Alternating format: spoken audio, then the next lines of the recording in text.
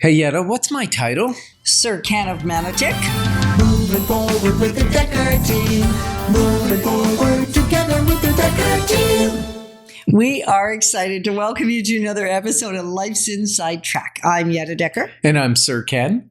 And we get to share techniques, thoughts, tips, tools, and tactics that we all need. You, I, everyone, so we can turn our house into home, our families thrive, we live the best life possible, and we get to build wealth wisely through real estate. We're going to consider that there are types of real estate title. Yeah. Not just Ken's title, but types of title when it comes to real estate. And you may know that and you may not.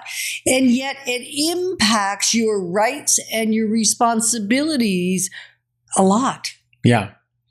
And this month, we're really going back to basics, right? Back to fundamentals of real estate. And we believe that because 47% of buyers last year were first-time home buyers, it's important that they understand the basics, or you understand the basics if you're thinking of making a change. Well, because there's still 53% that have bought a home once before, or a few times. Maybe if you've moved a lot. Some of my military relocation families, I was just with some of them last night, and they moved 7, 8, 9, 10 times and owned real estate each time. That's a lot. And even having said that, they don't know all the fundamentals. They know some of the fundamentals, and things change in our industry. Yeah. So we figured for this month, you're going to get aspects of real estate. And, you know, the crazy thing is, we thought with 4 weeks, basics, how much can there be? We realized we could do this for 6 months, and we're not going to. No. We're just going to touch the highlights. And so the first one is types of title. Yes. And why does that matter? I think if we don't lay the framework of why should I care about how the title of my property is held, then I think if I were you listening right now, I would tune myself off because it sounds boring. Well, yeah, but it affects your financing. It affects your rights and obligations around the property. Fee simple is the simplest version and the most robust ownership. Yeah, because you own it all. You own it all. You own title to the dwelling, and you own title to the actual land the dwelling is sitting on. And if it doesn't have a dwelling, you then own title to the real property. Yeah, and you can do pretty much whatever you want with the property as far as like painting it, finishing, although there's two caveats. Yes, there are. One is the restrictive covenants of the subdivision that run with the land that tell you, your building has to be a certain size or can only have this type of exterior finish or that kind of thing. So that's it might talk about trees. It might talk about what you can park in the laneway. It might talk about what structures you can put on the property. Yeah. Right? So even if you have fee simple, you want to look at what the subdivision restrictive covenants are. And then also you have city bylaws. Right. City bylaws tell you what size of building you can put on, how many units, that kind of thing, how close to the front it can be, how close to the side, all that kind of stuff. So there's still regulations as to what you can do, but fee simple gives you the most power to do whatever you want. Right. And then the next one is parcel of land. Yeah, POTL. Parcel of tied land. Yes. I forgot the T. Yeah. Because it's tied up. It's tied up. I mean, I think it's an interesting one because who's heard the term POTL? POTL. Not too many. Not too many. Now, and yet you may live on a property yeah, that has POTL and not even know that that's how your property is owned. Here's a clue. Hopefully it is. If you live on it, hopefully you know that. I don't know. I've met a lot of people that didn't fully understand what they bought. What they bought. Yeah, for sure. Right?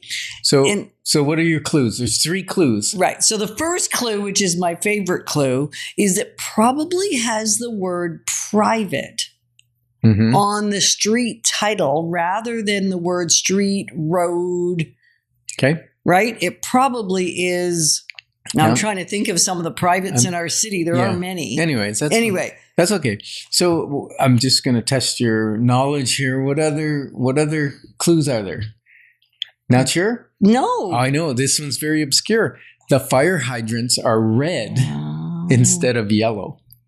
Okay. They're private fire hydrants. And they're red instead of yellow. Yep. The other way you might know that you live on a POTL is you have a monthly fee, a maintenance fee for the road and that kind of thing. The important thing about knowing that you're on a private and you own the building, you own the land it's on, but you also own a tied piece of land. You own a piece of that along with everyone else, kind of like condominium, but you own the exterior land where the laneway is, where the sewer is, where the water service is, and where the fire hydrants are. Now, what that means is if anything goes wrong with that, the city's not paying for it. The owners in that street, on that street, so when you say lane, it's the actual street. You're not just talking laneway like driveway. No. You're talking the actual roadway. And the other way you might notice it, so there's a fourth. Let me test your brilliance now, Sir Dekker, or Sir Ken Here we go. of Manotick. What's the fourth potential way? I have no idea. Oh, well, that's good. Tit for tat. This is good. Yeah. So it is often a narrower road. It is. Often. And buses can't travel on it. Right. So often it is a little thinner. Now, some of that's thrown off a little bit because the older parts of town may have slightly narrower roads as well. So it's not the only telltale. And there'll probably be no parking allowed on the street. Exactly. And that's and the reason. Okay. No, the reason I'm just laughing because our show is running away on us. We have like a couple minutes and we have 3 more. Well, that's okay. We're still going to finish the private conversation. Now I've lost it. Okay, good. So now invite everybody to the Building Wealth Wisely workshop. To our workshop where we have a lot of fun talking about building wealth wisely. It is on March 20th. Jump on our website at dekkerteam.com and you can register there for only $47 a ticket. And bring a youth with you for free. Yep. Okay. So condo. Okay, we can do condo. Let's not try and trip each other up. Okay, condo's pretty easy. Sometimes you basically own the interior walls. Right. Maybe the exterior is your responsibility. Maybe it's not. You don't own the land. You own it in common with everybody else. So you do own the land. You don't exclusively own the land. Right. And the condo tells you when you're going to change the shingles, what you're going to do, what color you're allowed to paint, all kinds of stuff. So it's very restrictive. Right. And then land lease. Land lease, you put your building on or your mobile or whatever it is and you rent the land. You don't own the land at all, and probably you pay a service for the services that come to the property, like the well and septic or that. And you don't own the road and you don't responsible for the road or any of that, but you may spend $500 or $1,000 a month. Rip this one in really quick. Our final one. Life lease. Life lease is you don't own anything. You own the right to live there, and you can sell the right to live there again, and you can't get a mortgage on it because it's not typical title. There you go. There you go. So what type of ownership would be applicable to your goals, your vision, and your lifestyle? And we're glad that we can help position you to build wealth wisely because it's about much more than just money. Moving forward with the Dekker team. Moving forward together with the Dekker team.